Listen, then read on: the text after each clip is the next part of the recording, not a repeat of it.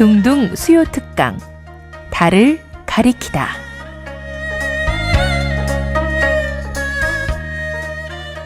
매주 수요일 코너입니다. 달을 가리키다. 성현들은 달을 가리키고 있지만 우리는 그 손가락만 보고 있지 않은지 돌아보는 시간인데요. 종교의 문자나 상징이 아니라 그것이 가리키고 있는 종교에 참된 가치에 대해 생각해보는 시간입니다.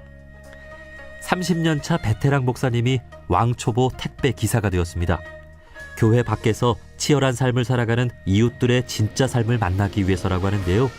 택배 일을 하며 종교와 종교인의 자리에 대해, 이웃에 대해, 그리고 땀 흘리는 노동에 대해 알게 되었다는 목사님의 이야기, 지금부터 들어보겠습니다. 지난 7월 출간된 목사님의 택배 일기의 저자 구교형 목사님을 만나보겠습니다. 목사님 안녕하세요. 네, 안녕하세요. 네, 반갑습니다. 먼저 반갑습니다. 간단히 소개와 인사를 좀 부탁드립니다. 네, 저는 개신교 목사이고요. 오랫동안 제가 1993년도에 신학대학원을 졸업했는데 이제 그때 졸업하면서 바로 경실련이라고 하는 단체에 간사로 들어가면서 시민운동을 그때부터 시작을 해서 네. 지금까지 이제 주로 기독교계의 시민사회 활동을 한 30년 동안 해왔고요.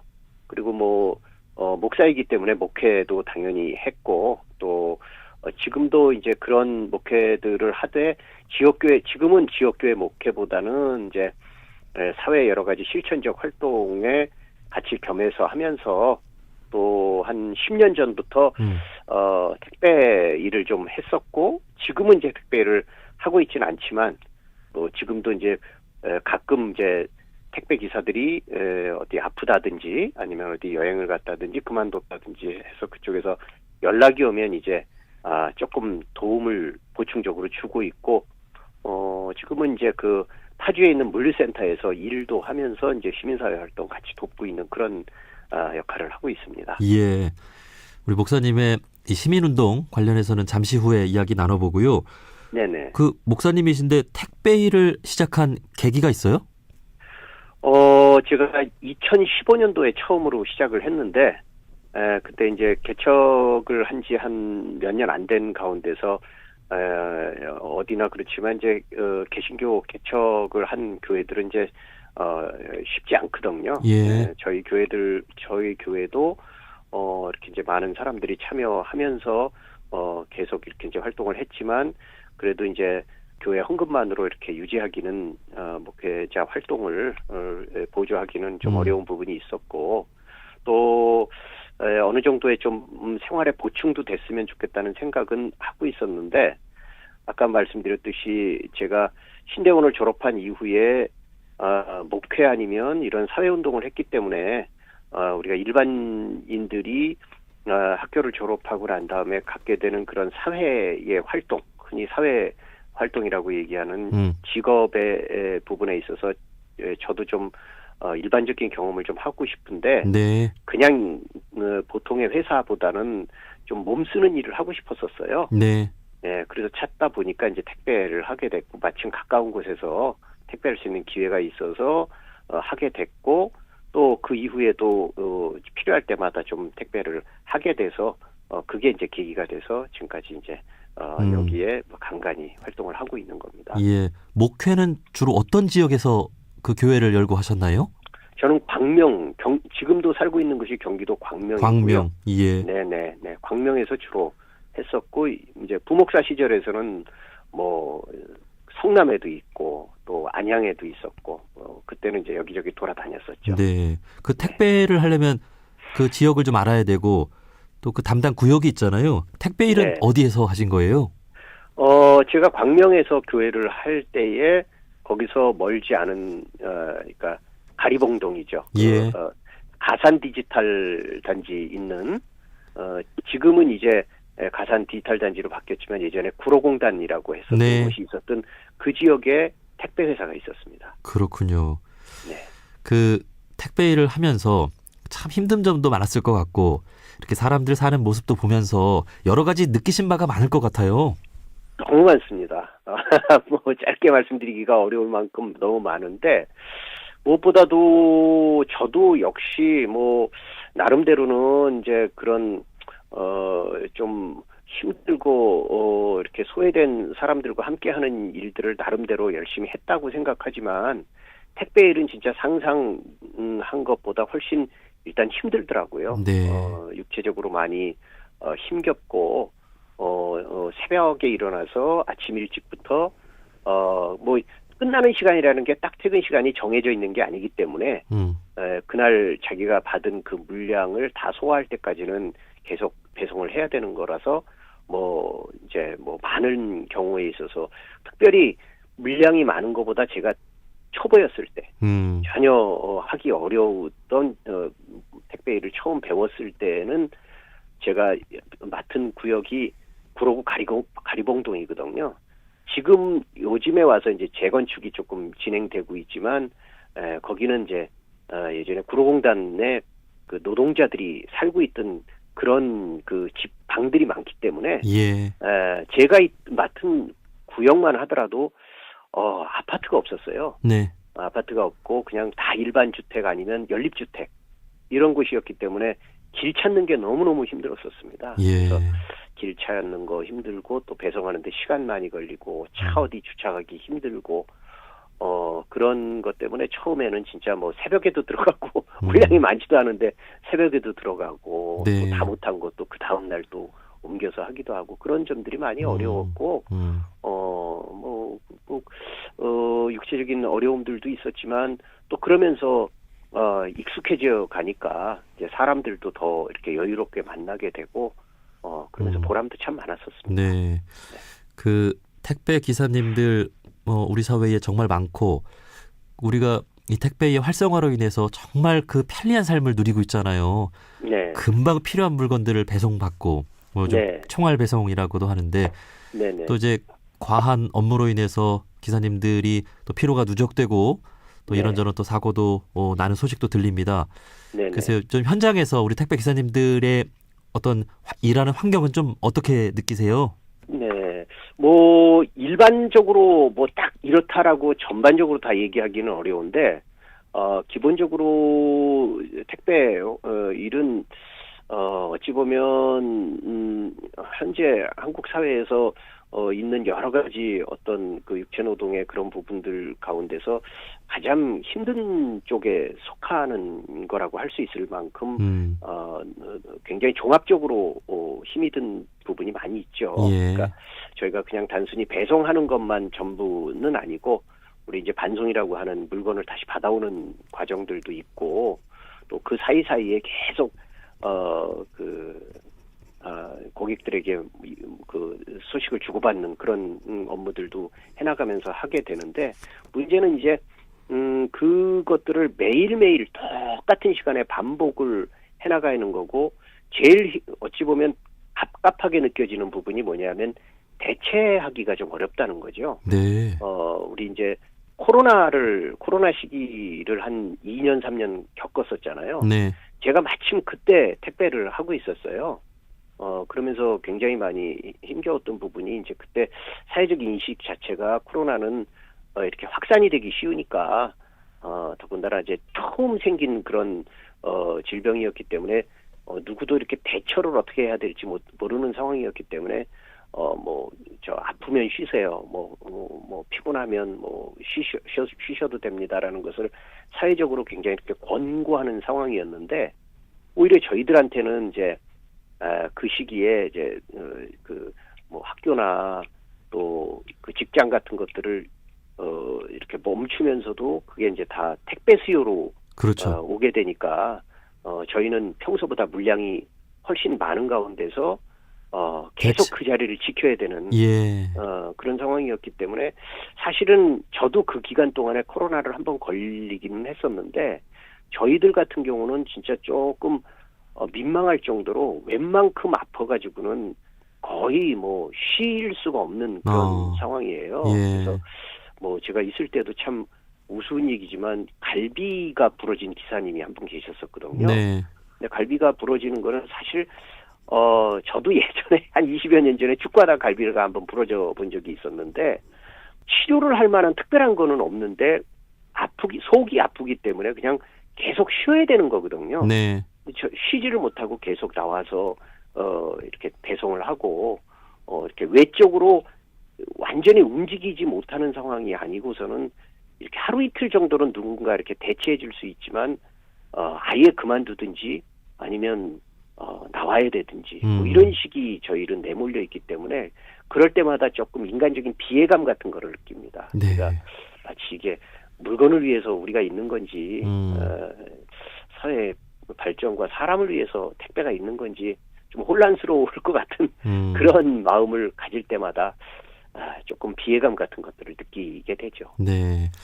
그 우리가 택배를 받는 이 물건들이 다 그 같은 회사면 이제 같은 택배 기사님이 늘 주시는 거잖아요. 그렇습니다. 그러니까 늘 감사한 마음을 좀 가져야 될 것 같습니다. 그분들이 아프면 계속 대체할 수 없다라고 하는 부분 우리가 또 알아야 될 것 같습니다. 저희는 그래서 사생활이라는 게 어떨 때는 없어지는 것 같은 생각이 들어요. 네, 그러니까 정한 시간에 아까 말씀드렸듯이 저희는 빨간 날 외에는 쉬지를 못하기 때문에 주에 6일 저희가 근무를 하거든요. 네. 그러니까 이제 주중에 벌어지고 있는 뭐 경조사라든가 뭐 그런 건 생각도 못하고 아까도 말씀드렸듯이 아주 정말 크게 아픈 거 외에는 뭐 저희는 웬만큼 아픈 거는 서로 뭐 얘기하면서 그냥 나도 여기 아프다 저기 아프다 그러면서 얘기하는 것으로 그칠 뿐이지 거의 뭐 치료를 한다든지 진료를 한다든지 같은 것들은 저희 생각도 못하고 살아가는 경우가 많고요.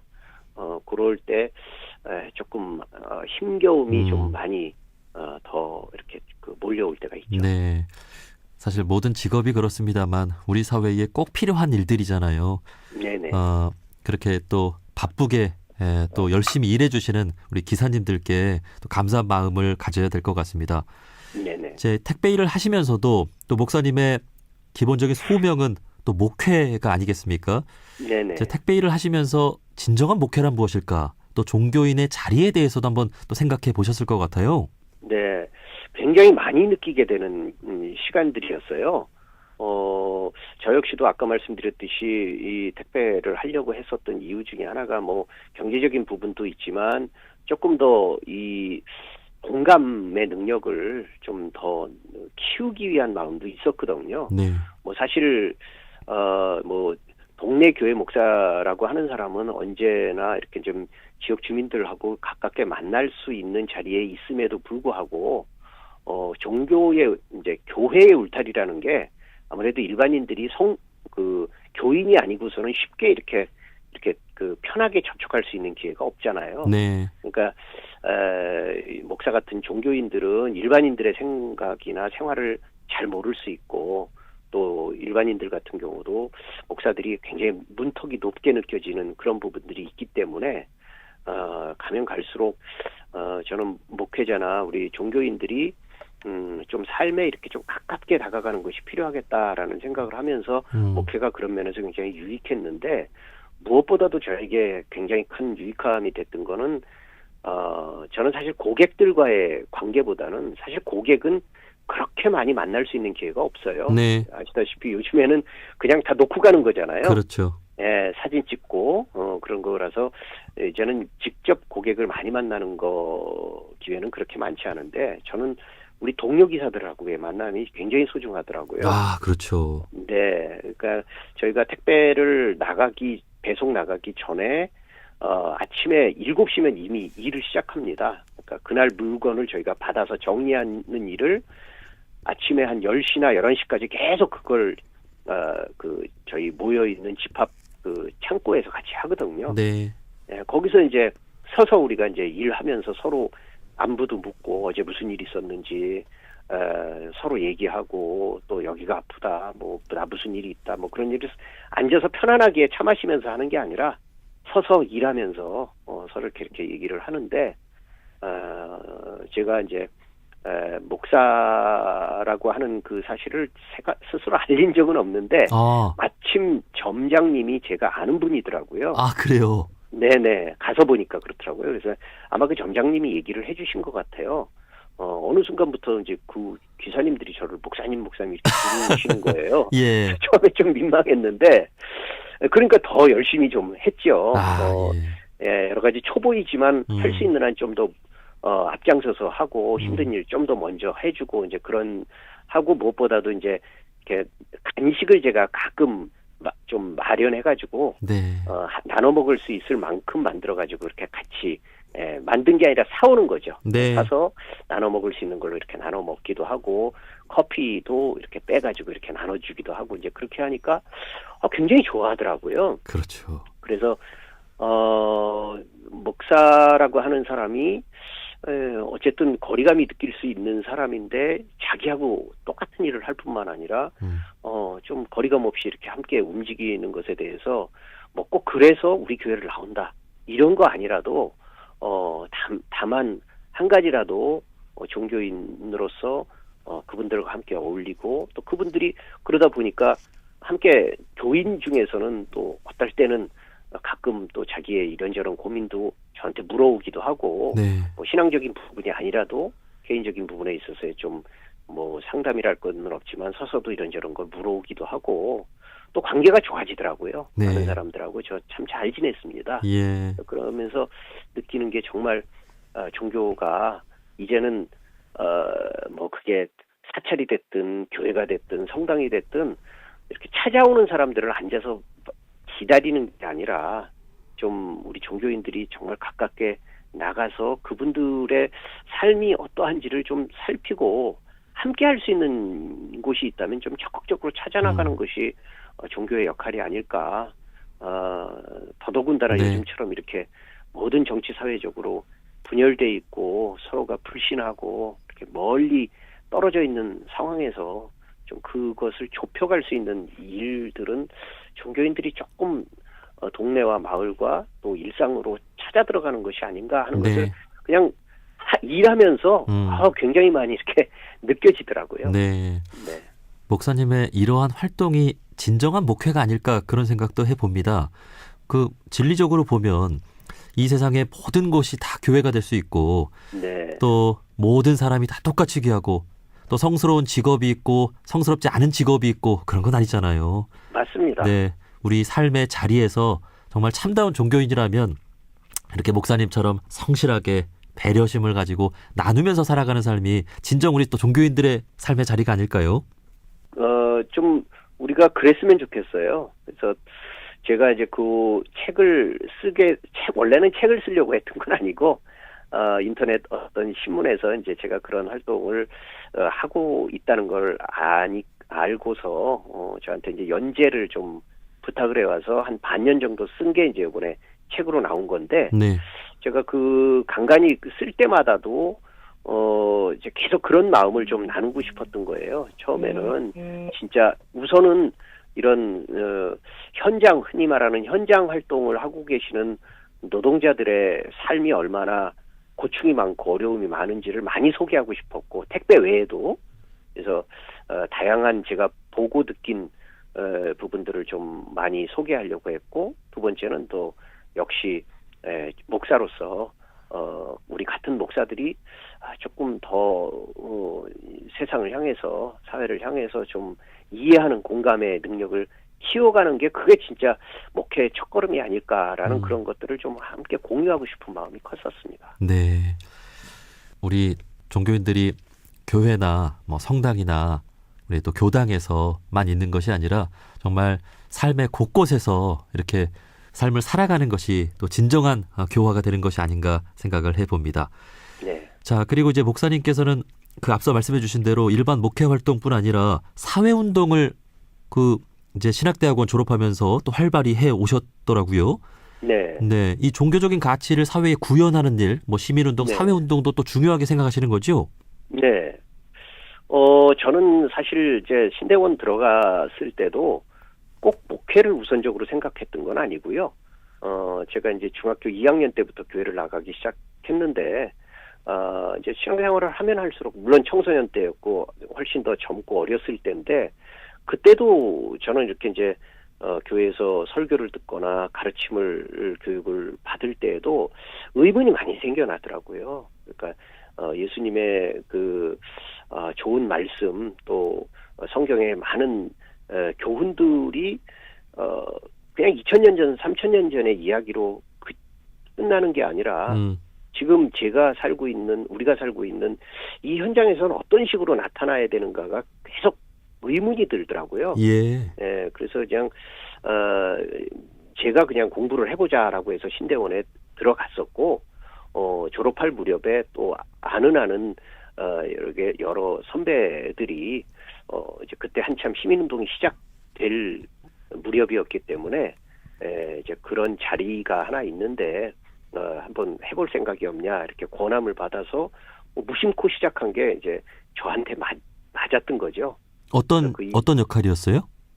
제가 이제 93년도에 시작한 거는 이제 우리 1세대 시민운동이라고 하는 이제 경제적인 실천 시민연합이라고 하는 경실련이라는 단체 지금도 있는데 그 단체의 기독청년학생협의회라고 하는 그 내부 또 이렇게 기관이 있었어요. 그 기관의 간사를 시작을 했었고, 네. 그 다음에는 이제 남북나눔운동이라고 기독교계에서 말 그대로 이렇게 나눔, 정치적인 어떤 외풍이나 그런 거 떠나서라도 순수하게 북한을 좀 지원하는 활동을 하자. 예. 그때 90년대가 우리가 잘 알다시피 이제 고난의 행군 시기하고 겹쳤었잖아요. 네. 그러니까 대북 구호를 그러니까 정치적인 외풍과 상관없이 그냥 교회가 다른 거 생각하지 말고 이거에만 좀 집중하자 네. 하는 이제 거기에도 간사를 제가 했었었고 나중에는 이제 우리 그 기독교계의 여러 단체들을 이렇게 조금 총망라한 연합기구가 있는데 성서한국이라는 네. 단체에서 이제 사무총장도 했었고 지금 저 이사장을 하고 있습니다. 그렇군요. 네. 지금도 남북관계 이 한반도 평화에는 또 많은 관심을 또 갖고 계시겠어요? 물론입니다. 예.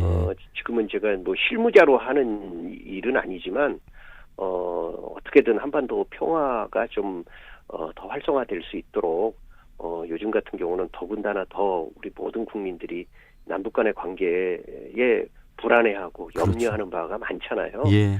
그래서 어떻게든 이게 우리가 적대에 대한 부분 누가 잘못했다라는 것을 따지기 시작하면 그건 한도 끝도 없이 많아지는 거거든요. 예. 그러니까 함께 할 수 있는 영역을 우리가 우선적으로 고민을 하게 된다면 그게 오히려 더 많이 늘어날 수 있는 부분인데 좀 그것을 우선적으로 좀 증진시킬 수 있는 길이 뭘까라는 것을 또 여러 사람들하고 또 함께 해나가는 일들을 또 함께 참여하고 있습니다. 네, 그 어느 때보다 지금 남북 관계가 참 걱정이 돼서요. 아마 네. 종교계에서도 그런 우려의 목소리를 지금 많이 내고 있습니다. 예. 네. 자, 그리고 지금은 이제 목사님께서 여성도 목사가 될 수 있도록 그 허용이 안 되는 그 교단인들이 있는데 여성 안수 추진 공동행동의 공동대표 활동을 또 하고 계시더라고요. 네네. 예. 이제 사실은 이제 우리 사회도 굉장히 많이 달라졌잖아요, 인식적으로. 근데 이제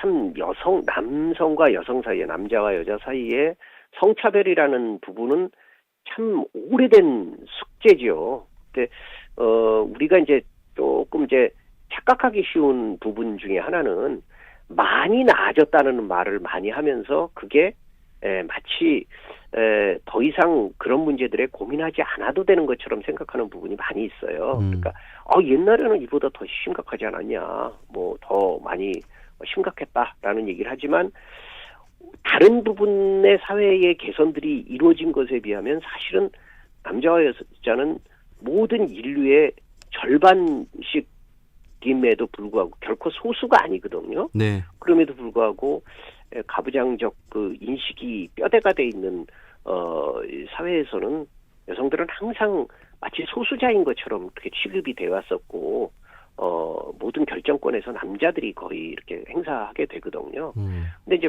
멀리 갈 것도 없이 종교 제도 안에서 우리 교회가 이제 특별히 한국계 신교 같은 경우는 거의 그 목사와 장로들이 거의 대부분의 결정권을 개교회도 그렇고 그 개교회가 모여 있는 노회나 총회도 그렇고 목사와 장로들이 모든 결정을 하게 돼 있는 구조예요. 네. 거의 대부분. 예.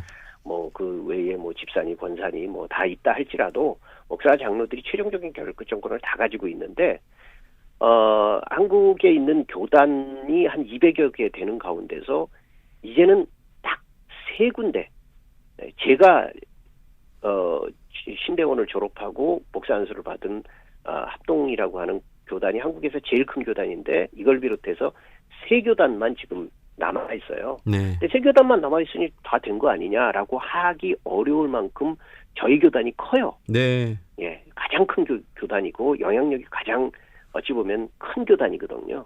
근데 이 교단에서 여전히 다른 것도 아니고 여성이기 때문에 목사도 될 수 없고 장로도 될 수 없고 그래서 교회 결정을 할 수 없는 그 요즘에 시간이 가면 갈수록 여성들의 자기의 목소리를 내는 것들이 사회적으로 굉장히 중요한 시기가 되어 있잖아요. 그런데 얘기를 하고 의사를 표현해도 결정을 다 남성들이 하고 심지어는 교회 안에서 벌어지고 있는 여러 가지 차별의 문제뿐만 아니라 뭐 부끄러운 얘기지만 성폭행과 관련돼 있는 그런 사건이 벌어져도 다 남성들이 결정을 하게 되니까 여성들은 일방적으로 자기의 힘듦과 소외됨을 호소할 곳이 없는 거죠. 예. 그러니까 바로 그냥 뭐 문제가 생기면 일반 법정으로 그냥 다 달려갈 수밖에 없는 구조이고 예. 또 이탈하게 되고 그만두게 되고 신앙생활을 그만두게 되는 일이 벌어지는데도 자꾸 이렇게 옛날에 있었던 그 전통이라고 하면서 그걸 고수하려고 하는 부분이 있기 때문에 그동안 많은 사람들이 그것을 위해서 목소리를 내왔지만 일단 이게 그냥 여성들의 사안으로 여성들의 문제니까 여성들이 떠들면 되겠지라고 하는 게 아니라 저처럼 남자 목사가 오히려 이런 부분들에 좀 앞장서서 해나갈 필요가 있고 거기에 또 함께 해나갈 많은 분들을 또 이렇게 독려하는 것이 필요하겠다라고 생각해서 이제 몇몇 분들하고 함께 시작한 게 지금 이제 10개 단체가 함께 여기 해서 올해 저희 교단 같은 경우도 사실은 좀 새로운 변화가 있기는 했습니다. 목사까지는 아니지만 목사의 그 이제 진입 단계인 전 단계인 강도사라고 하는 것을 여성에게까지 열어주는 일이 올해 일어났거든요. 네. 그러니까 저희는 이제 그 힘을 내년에도 또 받아서 좀 더 힘을 내보려고 생각을 하고 있습니다. 예. 그 영국의 시사주간지 이코노미스트가 매년 여성의 날 그 3월 8일에 여성의 노동환경 지수를 평가한 유리천장 지수를 발표한 걸 보면 우리나라가 또 꼴찌를 올해 했더라고요. 예, 여성의 노동 환경이 그 남자에 비해서 뭐 임금 격차라든지 뭐 임원 할 수 있는 그 관리 비율이라든지 이런 것들이 참 우리나라가 참 쉽지 않은데 그 대표적인 부분이 어떻게 보면 한국 개신교 내에서 이 목회를 또 노동으로 또 이렇게 표현하는 것이 어떨지 모르겠습니다만 여성은 목사가 될 수 없는 이 부분도 어떻게 보면 우리나라가 이 노동 환경 그 이제 낮은 점수를 받는데 한 몫을 하고 있는 게 아닌가 그런 또 반성을 해봅니다. 네, 그렇습니다. 네, 말씀해주신 대로 이제 강도사가 될 수 있는 자격은 이제 됐으니까 이제 한 걸음 더 진전을 한 거잖아요. 네. 한 걸음 분명히 진전을 한 건데 애매합니다.